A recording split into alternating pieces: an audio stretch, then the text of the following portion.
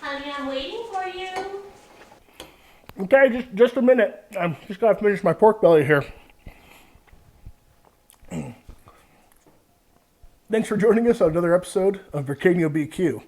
Today I made some pork belly burnt ends with hatch red chili and sugar and chocolate, and they're just amazing, especially with a side of broccoli and roasted cauliflower. So, without further ado, let's get started on making this recipe. Hurry, I'm wearing the lingerie you like.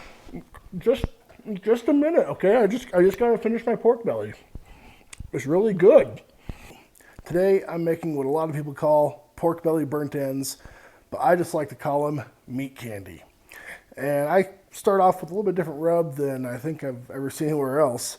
I like to use about a cup and a half of brown sugar, 2 tablespoons of paprika, 2 tablespoons of hatch red chili powder, 1.5 teaspoons of cocoa powder, and 1 teaspoon of cinnamon powder. And it comes out, well, tasting like candied meat, and it's awesome. All you need is a few pounds of pork fat. You can get this from a pork belly. I get it at my local butcher. They cut it off the spare pork bellies themselves, and I can just buy it in a bag, and it's a really good price.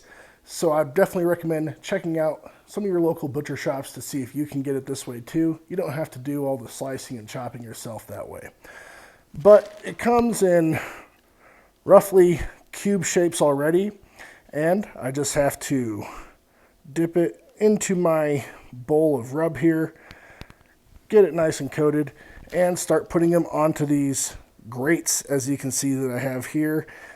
These portable grates are excellent for making any type of food like this on the grill that have little chunks where you don't want to be going on the grill and taking all these off individually.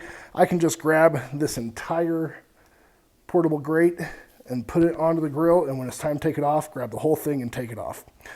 So I'll go ahead and finish dabbing all these in my rub here, and I'll put them on the smoker at 225 degrees with the super smoke on, and we'll come back after that point when I'll be putting some sauce on them, putting them in an aluminum tray, and finishing them off. I prefer to do it in the oven just to not use a whole bunch of my Traeger wood chips, but you can, of course, keep it on the Traeger at that point as well. So let's come back and see what everything looks like at that point.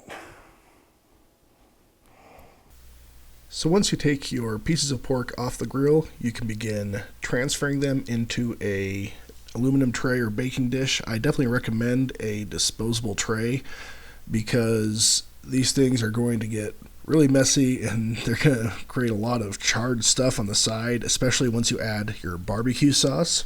I'm using my favorite barbecue sauce, which is from my local butcher, and it's going to get really sticky in there. There's going to be all kinds of stuff on the sides and rendered fat on the bottom, so a disposable tray really makes the process a lot easier.